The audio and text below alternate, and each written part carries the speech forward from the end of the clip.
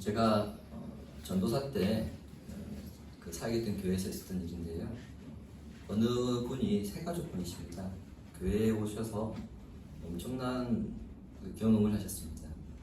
아말감이 금리로 바뀌는 엄청난 경험을 하셨습니다.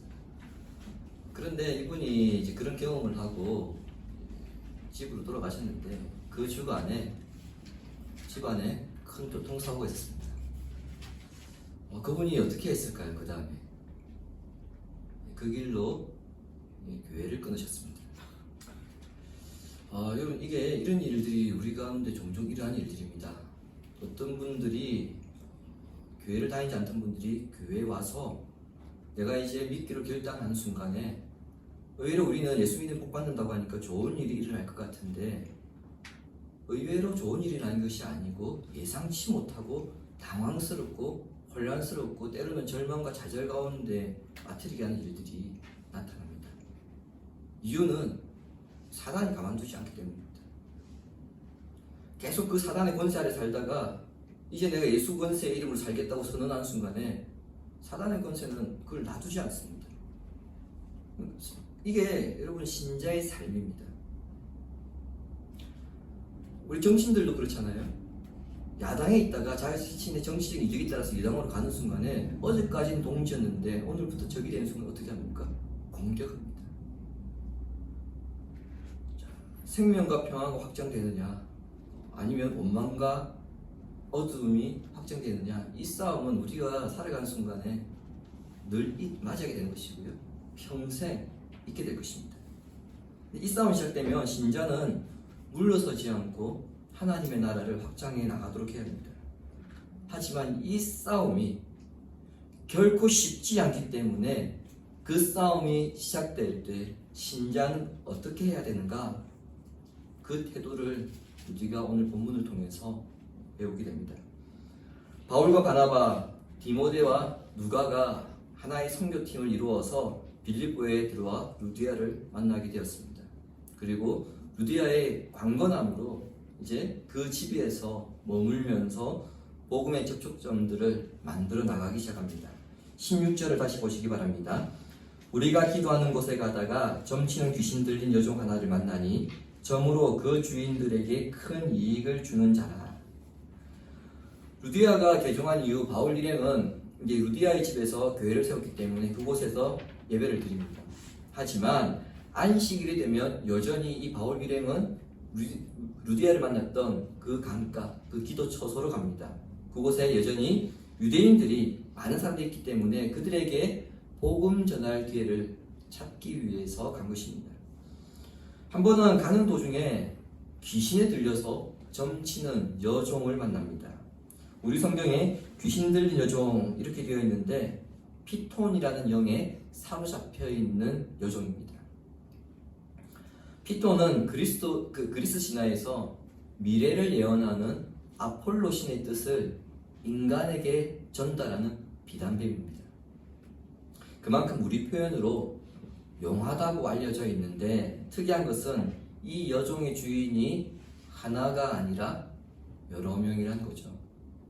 이 여인을 통해 벌어들이는 수입이 아주 많다 보니까 이 여인을 여러 사람이 공유재산 삼은 것인데 그만큼 많은 사람들이 점을 봤다는 것을 알 수 있습니다. 작년 2월 한 청소년 연구소에서 청소년들을 대상으로 설문조사를 했는데 내용은 이렇습니다. 응답자들 가운데 66%가 다양한 방법을 통해서 신년 운세를 봤다고 합니다. 근데 그 운세를 본 경험자들 가운데 50%는 1년에 최소 2번 이상 경험이 있고요. 전체 응답자 중 75%는 앞으로도 계속해서 신년 운세라든지 이 점을 볼 것이다, 그런 결과였습니다. 저희 집 애들도 보는지 모르겠습니다. 돈이 없는 10대들도 다양한 방법으로 운세를 보는데 호주머니 그나마 돈이 조금 있다고 하는 20대 갈수록 30대, 40대 갈수록 어떨까요? 점 보는 사람들이 더 많죠. 과학과 의학 등 기술의 발달과 합리적인 사고를 하는 오늘 이 시대에도 운세를 많이 보는데요. 하물며 지금으로부터 2000여 년 전, 그때는 어땠을까요? 그때는 점을 보는 것이 일상이었습니다. 미래는 나의 노력과 상관없이 이미 결정되어 있다는 운명론이 그 사람들의 생각을 사로잡고 있는 그런 시대였습니다. 하지만 그때나 지금이나 바뀌지 않는 것은 인간의 운명은 태어날 때부터 자신의 노력과 상관없이 이미 결정된 것이 아니라 창조주 하나님과의 그 인격적인 관계 안에서 만들어져 간다는 겁니다. 이 사실을 기억하게 된다면 미래에 대한 불안감 때문에 점을 보러 가는 것이 아니고요, 오히려 하나님을 더 의지하게 만듭니다. 운명론에 매여 사는 것이 아니라 그리스도의 능력으로 자신의 운명을 개척해 나가면서 불안한 미래를 확실한 현재로 바꾸는 삶이 됩니다. 운명론은 세상 가치관의 중심입니다. 그 생각이 하나님 중심의 그 가치관과 만나게 되면 그때부터 문제가 발생하게 됩니다. 17절 보십시오. 그가 바울과 우리를 따라와 소리 질러 이르되 이 사람들은 지극히 높은 하나님의 종으로서 구원의 길을 너희에게 전하는 자라 하며. 점치는 요종이 바울의 정체를 알아보고는요, 지극히 높은 하나님의 종이라고 이렇게 외칩니다. 여러분, 이 말을 들으니까 야, 이 귀신이 제대로 사람 알아보는구나 이렇게 생각하실 수 있죠. 근데 이 여인의 말을 가만히 보면 실제 바울이 전하는 메시지하고 자신이 점치는 말하고 별 다를 바 없다고 그렇게 이야기합니다. 그러니까 이 여인의 말은 얼핏 보기에는 바울의 말을 굉장히 높이 평가하는 것 같지만 실제로 바울의 말을 폄하시킨 것입니다. 이것을 단적으로 보여주는 것이 구원의 길입니다. 우리 한글 번역에 구원의 길이라고 되어 있어서 별 문제 없는 것처럼 보이는데 헬라어 성경에는 굉장히 중요한 단어 하나가 빠져 있습니다. 그것은 길 앞에 정관사가 빠져 있습니다. 7절에서 정관사는 구원 진리의 절대성과 보편성을 나누는 역할을 합니다. 귀신 들린 종은 바울이 전하는 메시지를 정관사가 없는 길이라고 그렇게 언급합니다. 이것은 기독교에서 말하는 예수 그리스도를 통한 절대적인 구원을 말하는 것이 아니고요, 그냥 바른 삶이라든지 일반적인 그 삶의 방식을 말하는 겁니다. 우리 마치 세상 사람들이 착한 일 하면은 좋은 곳에 간다, 그런 식으로 이야기했다는 겁니다. 즉 바울이 전한 메시지 별거 아니라는 거죠. 이것이 하나님의 백성들을 미혹하는 사단의 말장난입니다. 에덴 동산에서 뱀이 하와에게 뭐라고 했습니까? 뱀이 여자에게 이르되 너희가 결코 죽지 아니하리라. 너희가 그것을 먹는 날에는 너희 눈이 밝아져 하나님과 같이 되어 선악을 알 줄 하나님이 아심이니라. 분명 하나님은 뭐라고 말씀하셨죠? 너희가 선악을 알게 하는 나무 열매를 먹는 날에는 반드시 죽는다고 하셨습니다. 근데 뱀은 결코 죽지 않을 것이다. 오히려 하나님과 같이 될 것이라고 그렇게 유혹했습니다. 이것이 사단이 신자를 유혹하는 방식입니다. 찬송가에 예수님 닮기 내가 원하네 이런 가사가 있죠. 예수님 닮기 내가 원하네, 이 가사처럼 하나님의 형상을 따라 예수님 닮아가는 것이 신자가 추구해야 할 궁극적인 목표입니다. 그런데 하나님과 같이 될 수 있다고 함으로써 자신의 신앙을 오히려 더 높이 끌어올릴 수 있는 것처럼 왜곡하여 해석하는 경우가 많습니다. 그러니까 예수를 말하고 하나님을 말하고 교회와 복음을 말하는데 정작 그것이 교묘하게 위장되어 영생에 이르게 하는 참된 진리로부터 멀어지게 하는 것입니다. 요즘 시끄러운 JMS도 똑같죠. 교묘하게 위장된 진리를 퍼뜨립니다. 분명히 하나님을 이야기합니다. 예수님을 이야기합니다. 성령님을 이야기하고 복음을 이야기합니다. 그런데 들어가 보면은 모든 것이 왜곡되어 있습니다. 그러므로 성령께 우리가 간구하기는 우리가 지혜로 충만하여서 교묘하게 위장된 거짓 진리에 쏘가 넘어가지 않도록 성령께서 우리의 생각과 우리의 사고를 붙들어 주시도록 그렇게 기도해야 되고요. 또 그러한 거짓 진리로부터 우리 자신을 잘 지키는 것이 중요합니다. 점치는 여인 앞에서 바울의 존재가 드러났을 때 바울은 며칠 동안 괴로워했다고 18절은 말씀하고 있습니다. 여러분 혹시 이 장면 이해되십니까? 귀신 들린 여인이 바울 앞에 나타났을 때 바울은 왜 즉시 쫓아내지 않았을까요? 왜 며칠 동안 내버려 둠으로써 이 여인이 자신을 따라다니며 소리 지르게 하면서 자신은 그 괴로움에 처해 있어야 했을까요? 그리고 이거 이상하지 않습니까? 괴로우면 그 쫓아내면 되잖아요. 그 여인이 따라다니면서 바울을 괴롭히면은 예수 그리스도 이름을 명하노니 이 귀신아 나가라 그렇게 한번 소리라도 질러보지 왜 바울은 가만히 있었느냐 하는 것입니다. 이것은 바울 마음대로 자기가 원하는 그 때와 장소에서 이 능력을 나타낼 수 있는 것이 아니라 오직 주님께서 역사하실 때, 주님께서 원하실 때에 그것을 사용할 수 있었기 때문입니다. 성령의 은사를 사모하고 받은 은사를 섬기는 분들 가운데에 가끔씩 그것을 자기 마음대로 사용할 수 있다고 그렇게 말하고 행동하는 분들을 볼 때가 있습니다.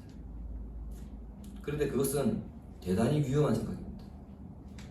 그 은사를 주신 분은 성령이시지만 그것을 내 마음대로 사용하는 것이 아니라 주신 분 뜻대로 그것을 사용할 수 있어야 하는 겁니다.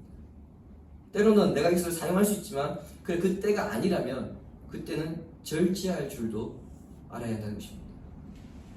이 은사를 교회 안에서 내가 쓰고 싶다 해서 마음대로 썼을 때 때로는 그 은사가 교회의 하나됨을 깨뜨릴 수도 있기 때문에 그것을 분별할 수 있는 지혜도 함께 갖춰야 한다는 겁니다. 바울 역시 그 때를 기다렸고 그 기다릴 때까지는 괴로움을 감내할 수밖에 없었습니다. 그리고 때가 되었습니다. 예수의 이름으로 그 여인에게 있는 귀신을 쫓아내니 이 여인은 이제 그 귀신으로부터 자유하게 됩니다. 이런 점에서 이 일은 귀신을 쫓아내면서 점점 하나님의 나라를 확장해 나가는 사건이라 우리는 그렇게 평가할 수 있습니다. 그런데 하나님 나라가 확장해 나가면 반드시 그 확장을 가로막는 것이 있습니다. 무엇입니까? 제가 서론에서 말씀드렸던 바로 사단의 권세입니다. 그냥 내버려 두지 않습니다. 이 여인이 점을 치는 능력을 잃어버려 더 이상 앞날에 대해서 예언할 수 없게 되었을 때 가장 타격을 입은 사람들이 누구일까요? 주인들입니다. 여인은 지금 자유함과 평화를 누리게 되었습니다. 왜요? 귀신에게서부터 해방되었습니까? 그런데 주인들은 당장 큰 손해를 보았기 때문에 바울과 실라를 고발했고 그렇게 바울과 실라는 체포되었습니다. 바울 일행은 총 4명인데 바울과 실라만 체포된 것은 2사람만이 유대인이었기 때문입니다. 근데 이 부분이 바울과 실라를 고소한 명분입니다. 잘 생각해 보십시오. 고소당한 이유가 무엇입니까? 귀신 들린 여종을 고쳐줬기 때문에 고소당한 겁니다.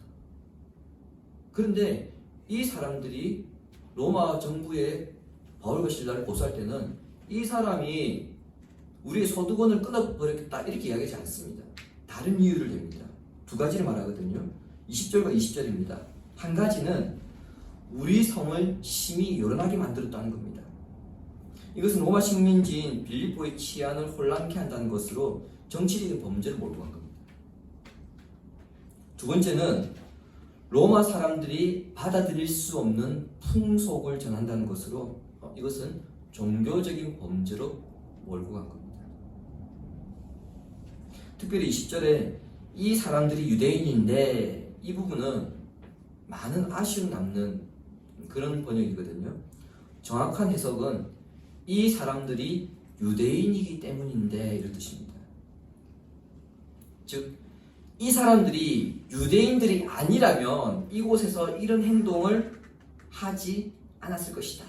그런 뜻이에요. 유대인이기 때문에 이런 짓을 했다 이 말입니다. 로마 사람들인 우리가 받아들일 수 없는 것을 이 사람들이 지금 말하고 있기 때문에 이 사람들은 법으로 응징해야 한다. 처벌해야 된다. 그렇게 고발한 겁니다. 자, 이렇게 바울이 심한 매질을 당하여서 깊은 감옥에 갇힙니다. 유대인들은 40대를 때리면 사람이 죽는다고 생각했거든요. 그래서 죽을 때까지 때린다고 할 때 몇 대를 때렸느냐? 39대를 때렸습니다. 그래서 바울이 40의 강한 매를 내가 맞았다 이렇게 얘기하잖아요. 죽을 때까지 맞았다 이 말입니다. 그런데 빌립보 사람들은 유대인들이 아닙니다. 그런 개념이 없습니다. 39대만 때리는 것이 아니라 그냥 죽을 때까지 때리는 겁니다. 다르게 표현하자면 자기 직성에 풀릴 때까지 때리는 겁니다. 여러분 어떻습니까? 하나님의 나라와 복음을 위해 헌신하고 수고하였고 그리고 열매를 맺었습니다. 근데 오히려 바울과 실라에게는 세상 나라의 핍박이 갈수록 더 심해지는 것을 우리가 보게 되죠. 그리고 이런 고난과 어려움들이 이 세상에서 믿음의 사람들이 겪어야 하는 어려움이라고 오늘 본문은 우리에게 증언하고 있습니다. 그런데 고난이 여기서 끝이 아닙니다.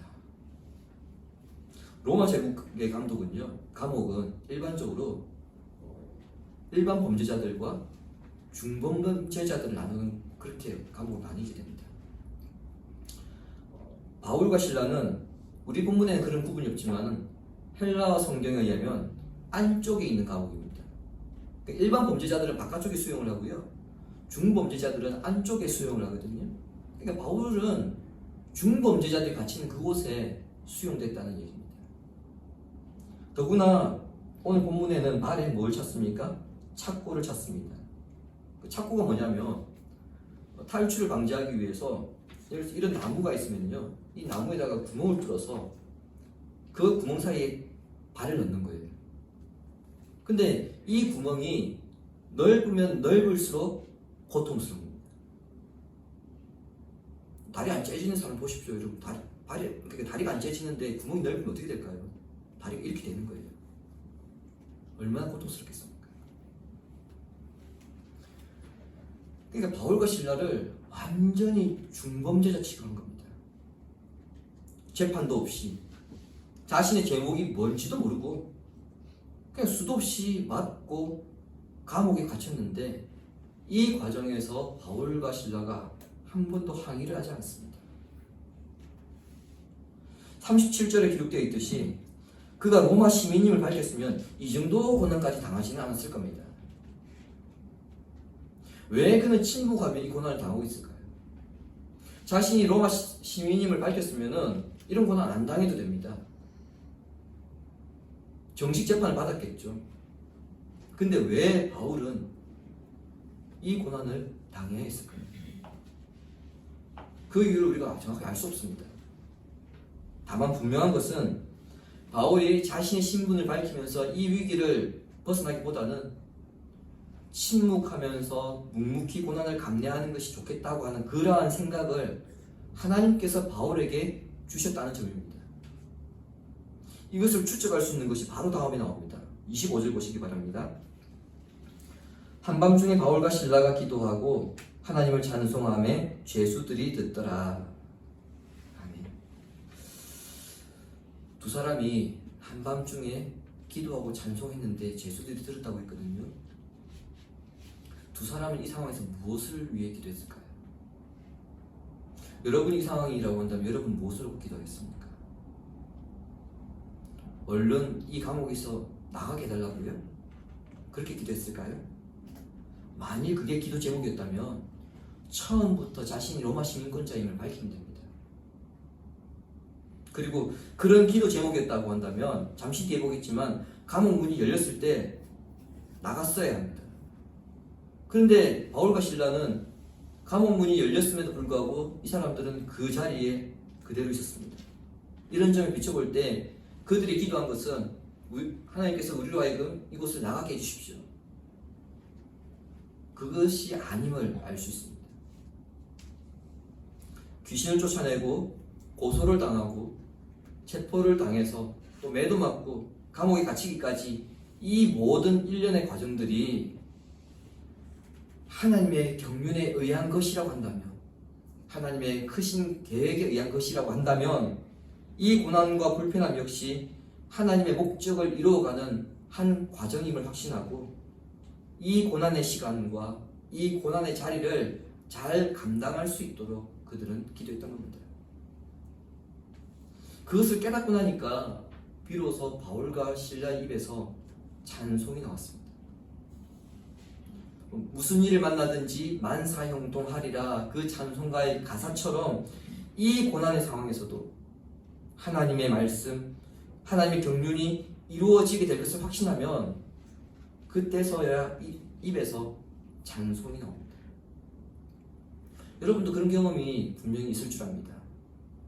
숨이 막힐 정도로 답답하고 고통스러운 상황인데 하나님께 간절하게 기도했을 때에 상황이 해결된 것은 아닌데 자기도 모르게 입에서 찬송이 흘러나오고 있는 그런 경험을 여러분 한 번쯤 해보셨을 줄 압니다. 믿음의 주여 또 온전케 하시는 이인 예수를 바라보자. 그는 그 앞에 있는 기쁨을 위하여 십자가를 참으사 부끄러움을 개의치 아니하시더니 하나님 보좌 우편에 앉으셨느니라. 아멘. 우리의 주인 되신 예수님께서 하나님의 기쁨과 하나님의 계획과 하나님의 경륜을 위해서 부끄러움을 참으시고 십자가에 달리신 것처럼 바울 또한 그 주님을 생각하면서 이 고난 가운데 하나님의 경륜을 깨닫고 지금 내가 당하고 있는 이 고난 역시 하나님의 경륜의 한 과정임을 확신하도록 기도했던 것입니다. 이런 점에서 볼 때 바울의 기도는 일반 사람들이 기도와는 너무 다릅니다. 감옥에 갇힌 상황에서도 당장의 필요가 아니라 하나님의 경륜을 위한 기도였기 때문에 그의 기도가 너무 특이해서 그 감옥에 있던 죄수들도 함께 듣게 되었습니다. 25절 끝에 듣더라 번역된 헬라어 동사는요, 단순히 야 저 인간이 말하니까 내가 들었다 그런 의미가 아니고요, 깊은 관심을 가지고 경청하였다 그런 뜻입니다. 죄수들이 바울과 실라가 기도하는 내용을 뭐라고 하는지 귀담아서 굉장히 주의 깊게 들었다 그런 의미예요.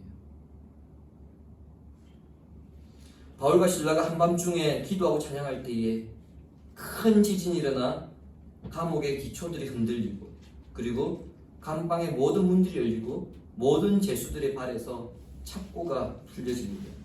그런데 신기한 게 있죠. 어느 누구도 도망을 가지 않습니다. 만일 바울의 기도가 하나님 저 이곳에서 나가게 해주십시오 그런 기도였다면 제가 앞서 말씀드렸던 것처럼 바울은 이 상황을 어떻게 했을까요? 아하, 하나님께서 내 기도를 들어주셨구나. 하나님께서 이 감옥문이 열리게 함으로써 하나님의 살아계심을 보여주셨구나 하려고는 나갔을 겁니다. 그리고 그 바울과 실라가 나가는 것을 보고 다른 죄수들도 따라서 나갔을 겁니다. 그렇게 되었다면 결과적으로 빌립보 감옥의 이 간수와 그 가족의 구원은 일어나지 않았을 겁니다. 그러나 바울과 실라가 도망가지 않고 그 자리를 지키고 있었기 때문에 다른 간수들, 다른 죄수들도 바울과 실라를 따라서 움직이지 못했고요. 결국 간수는 이 모든 상황들을 보면서 하나님의 기적이라는 것을 깨닫고 바울에게 심각한 한 가지 질문을 던집니다. 31절 보시기 바랍니다. 같이 읽겠습니다. 이르되 주 예수를 믿으라. 아멘. 제가 5장을 설교할 때도 말씀드렸는데 로마 제국법에 의하면요, 간수가 자기가 담당하던 죄수에게 어떤 문제가 생겼을 때 그 죄수가 탈옥을 하거나 아니면 뭐 부득이하게 죽게 될 경우에 그 죄수가 받아야 될 처벌을 간수가 받게 됩니다. 죄수들은 자기 처벌을 받으려 하기보다 살 길이 생겼으니까 도망을 쳐야 되겠다. 그래서 만약에 도망을 쳤다면 지금 또 그렇게 생각했습니다. 이 간수는. 이 간수 입장에서는 아이고 그러면 저 인간들보다 내가 저 인간들 대신해서 죽을 바에 차라리 나는 명예롭게 죽겠다.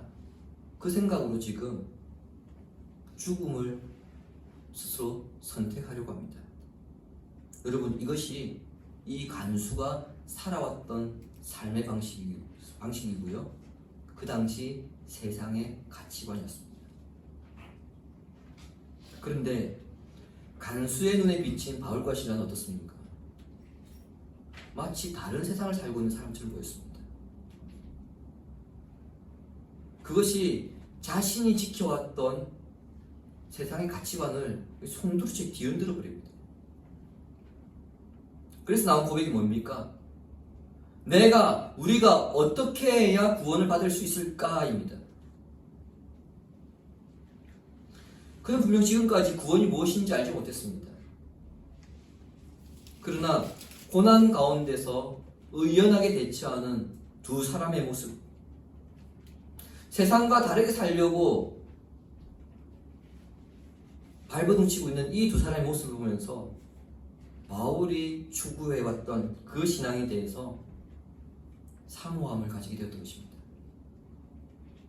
주님이 사랑하신 신인가의 시온 성도 여러분, 본문이 우리에게 말씀한 메시지는요, 분명합니다.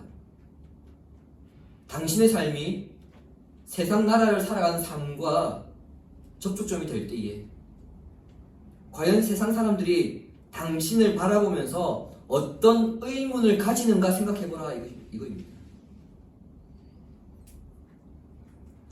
나와 함께 살아가는 주변의 사람들이 나를 보면서 저 사람은 뭔가 좀 다른 것 같다? 그런 호기심을 주고 저 사람처럼 나도 한번 살아보고 싶다.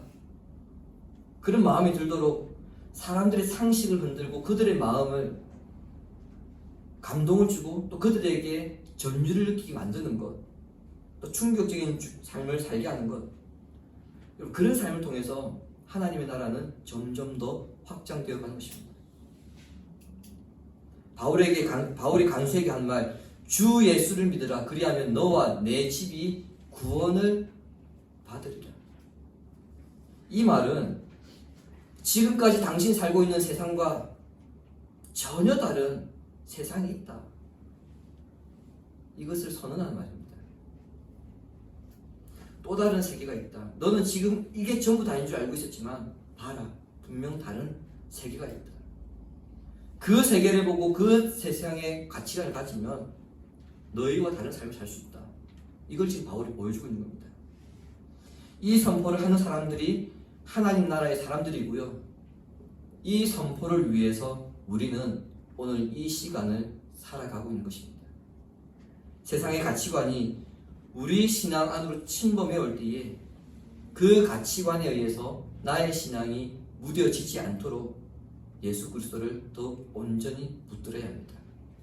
반대로 우리가 세상의 영역에 침투하여 세상이 우리의 삶을 보고 그들이 전율을 느끼고 그 세상 가운데 살아왔던 자신들의 모습을 보면서 답답함을 느끼면서 저렇게 한번 살아보고 싶다, 그런 소망을 발견하도록 분명한 신앙의 가치관을 가지고 우리는 살아가야 합니다. 실제 한국에 복음이 처음 들어왔을 때에 초창기 한국교회 성도들은 그렇게 살았습니다. 일본의 지배하에 가장 힘겹고 어려운 시절을 지날 때에 초창기 한국교회 신자들은 자신의 삶에만 매몰되어 있는 것이 아니라 그 시대의 그 세상을 향해서 전혀 다른 가치관을 보여줬고요, 전혀 다른 삶을 보여줌으로써 그 사회를 향해서 충격을 보여주었고 주 예수를 믿으라, 이런 선포를 했던 겁니다. 이러한 선포에 그 당시 사회는 교회를 바라보았고 그렇게 점점 하나님의 나라가 더 확장되어 나갔습니다. 이제 한국교회와 그 일원인 우리가 그 삶을 다시 이어가야 합니다. 그러나 본문의 말씀을 통해 보았듯이 그렇게 사는 것이 결코 쉽지 않은 삶이기 때문에 우리는 오늘 이 설교를 듣는 것으로 끝내는 것이 아니라 어떻게 살아가야 할까 정말 구체적으로 많은 고민을 해야 합니다. 두 나라 사이에서 믿지 않은 사람들에게 도전을 주는 삶으로 그리스도의 복음의 능력을 온전히 드러내는 성도가 되기를 성부와 성자와 성령의 이름으로 축원합니다. 아멘.